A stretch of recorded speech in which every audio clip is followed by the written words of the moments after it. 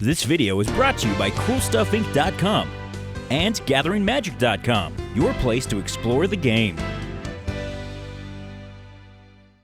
Hello, this is Devon Armstrong, back again with another EDH deck tech. This time, my take on a white border EDH with the Asmadi Old Fashioned.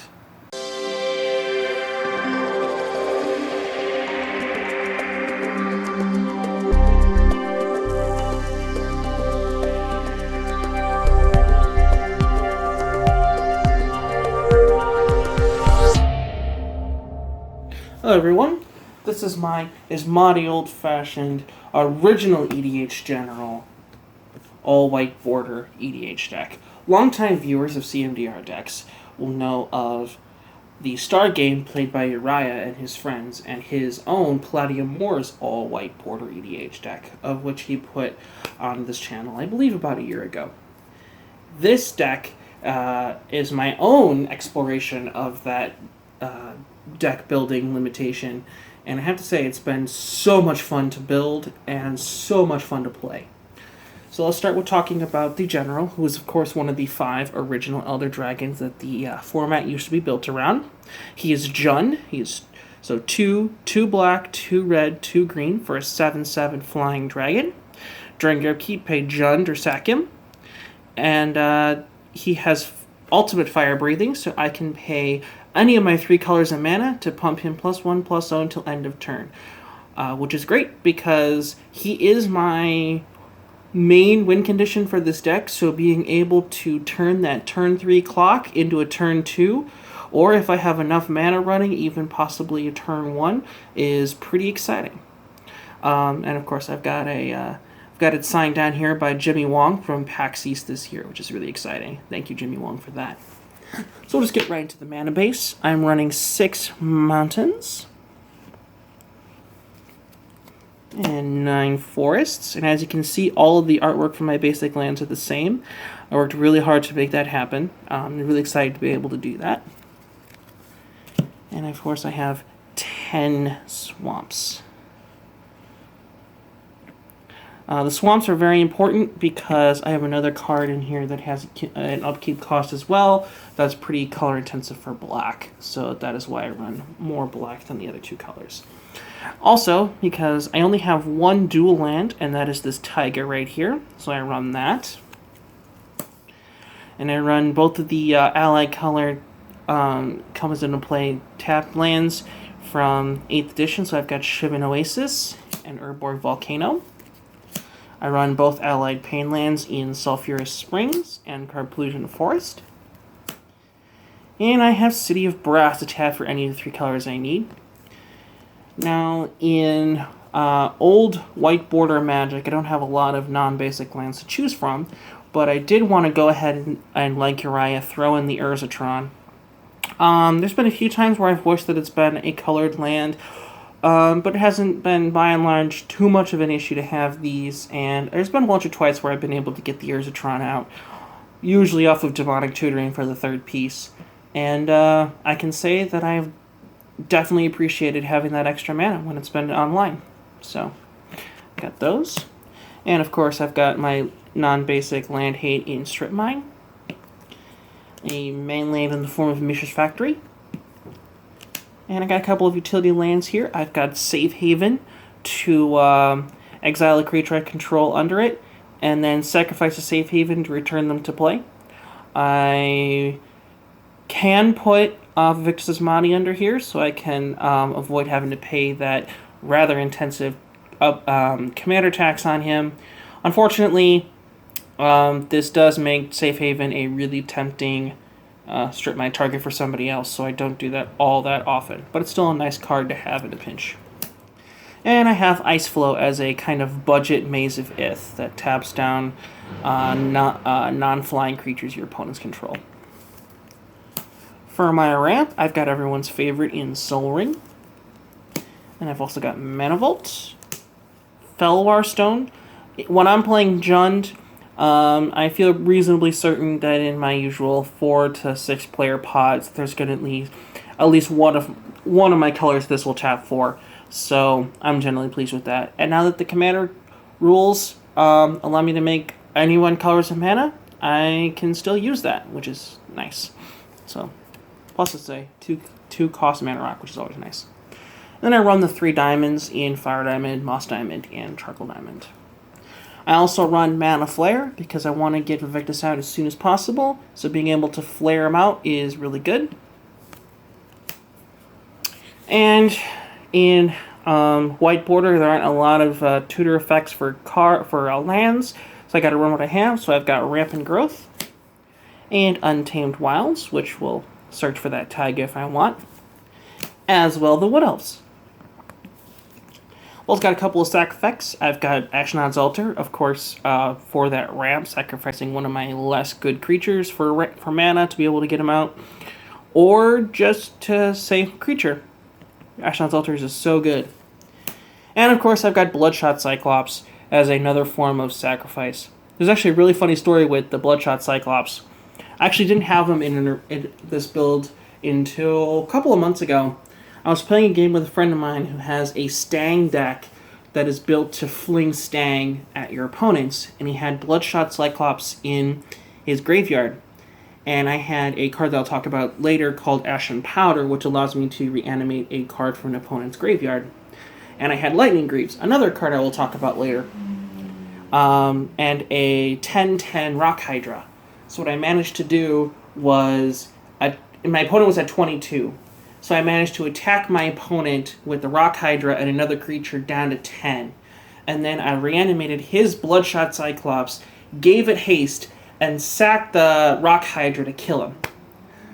Unfortunately, due to my pain lands, I had to go down to 1 life to do it, and then died to my opponent's Thopters, which was really funny. But this is probably my favorite story I've ever had playing EDH, and I knew from that moment that Bloodshot Cyclops had to go in the deck. So here he is. Getting into some card advantage now, I've got the usual tutors in Demonic Tutor, Diabolic Tutor, and Worldly Tutor. And I've got my card draw in Phyrexian Arena, Wheel of Fortune, little card advantage creature in Xira Arien, pay Jund to draw a card. And of course Necropotence, which I've gone ahead and paired with Library of Leng as my way of avoiding the discard clause on Necropotence. I also run Dregs of Sorrow, which doubles not only as card draw, but also as creature removal. So we'll move us into our creature removal with our other terror effects, including Terror and Nekrataal. I run Viridian Shaman to destroy that opponent's Soul Ring or some other juicy artifact they have. Creeping Molt, because versatility is good. And Shatterstorm, because sometimes all the artifacts gotta go. I run Fissure as just non-discriminate creature hate. And Desert Twister, because in White Border, there is no other way to remove a Planeswalker straight up outside of Desert Twister, and obviously attacking it. So, I felt I had to run it, and it's just all-around good removal. I also have Ashes to Ashes to remove 2 things. And Lava Burst, which not only can kill a creature, but can also burn somebody out if I have enough mana. And I've actually done that. So this, I guess, is my second win condition in the deck. As for my Wraths, quote-unquote, I've got Pestilence, Nevinral's Disc, Plague Wind, 9 mana, trail creatures you don't control, and Inferno, what is really funny, I don't see a lot of people running Inferno. 7 mana for a instant speed, Wrath in red. Deals 6 damage to each creature and each player. Really nice. Gravepat, destroy my stuff, you sack yours. And its sister enchantment in Furnace of Wrath. Again, drop this down to make sure I can reduce the clock on Vaevictis Asmadi to get that win in fast. Speaking of hitting fast with Vaevictis, gotta give him haste, so we have Fervor here. And gotta lock down my opponent's boards, so I've got Icy Manipulator, good old Bone Crank, to tap down all of their annoying things. I run Joven's Tools to make Vaevictis Asmadi unblockable. Relentless Assault to get that much needed extra combat step. Fork, because sometimes your opponents are just straight up playing better spells than you, so might as well just copy them. And Fog, because my creatures are terrible and terrible at blocking, and so it's just better to not have to deal with it. Gotta have my graveyard hate, so I've got Tormod's Crypt. But I've also got to protect my own graveyard, so I've got Feldon's Cane. Basically Elixir of Immortality minus the life gain.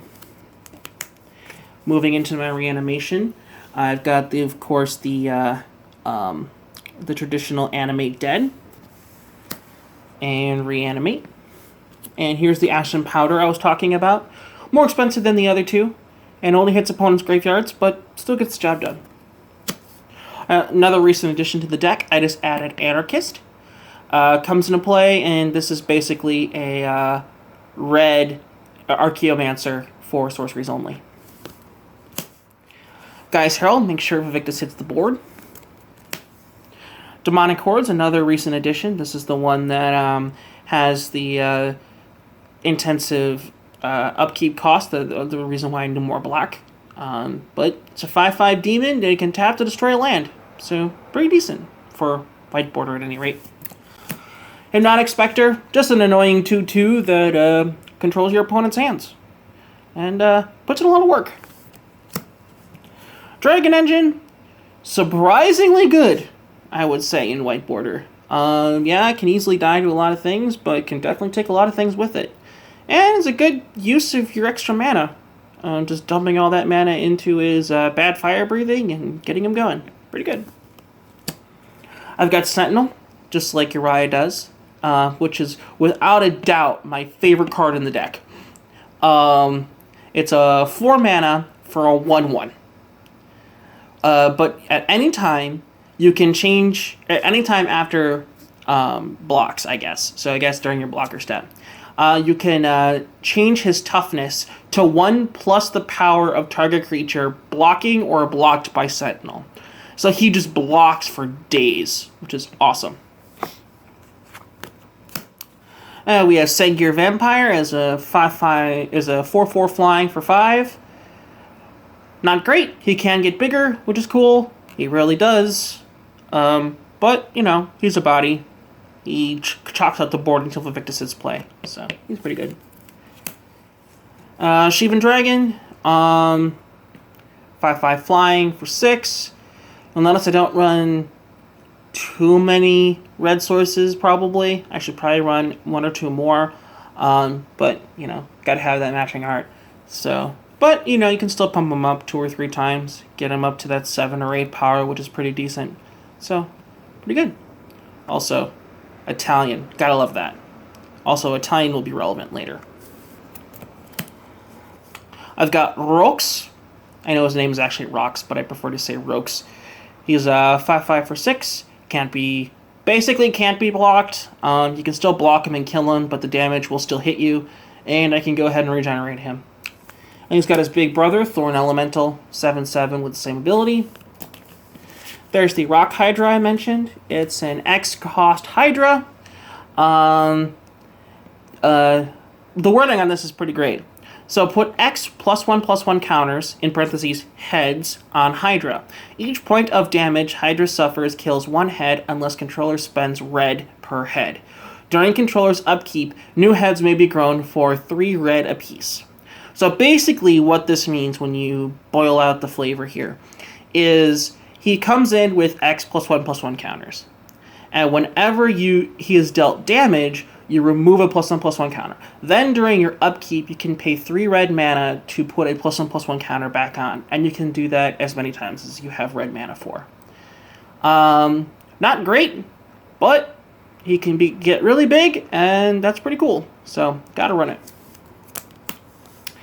And of course, I'm running Axelrod Gunnarsson. 5/5 trample for 8. Whenever creature damaged by Axelrod Gunnarsson is put in the graveyard, you gain 1 life, and Axelrod Gunnarsson deals 1 damage to target player. Really lackluster ability. But he's a legend, and he's pretty cool, and he's in my colors, so gotta run him. Now we get to the final 2 cards of the deck, which is the equipment. So I've got Loxodon Warhammer. Again, gotta get that, gotta take that damage up as fast as possible on Vaevictis Asmadi. And getting the life is always an upside, so might as well take it. And the final card, Sheniri de Falmini. I have no idea if I pronounced that correctly. Lightning Greaves. Yes, there is a white border Lightning Greaves that does exist. This comes from a special set known as the Hachette Encyclopedia Inserts. This set was released early on in Magic, right when they first started printing cards in other languages. The problem was that early on, when they started printing abroad, there were a lot of cards that did not exist in those languages. They wanted to print them, Lightning Greaves being one of them. So what they did was they printed a bunch of these cards in this special set. But because they were reprints at the time, the reprint clause saying all reprints had to be white border came into effect. So all of these cards are white border. A bunch of these cards only exist in white border in these sets. These sets were printed in Italian, as in the case of mine. Also, I believe French and Spanish. I'm on the lookout for a Terramorphic Expanse and a Darragaz's Caldera, as well as a Darragaz's Charm for this deck. That were also printed in this set. But I think it's really cool. It's a great piece of Magic lore and history that a lot of people don't know, and it's a great little talking point when it hits the battlefield, because people are usually surprised to find that there is a white border Lightning Greaves that actually exists. So yeah, that's my deck, and this is Vaevictis Asmadi. And have yourself a nice little sip of the Asmadi Old Fashioned. Thank you for watching CMDR decks. Please remember to subscribe and favorite.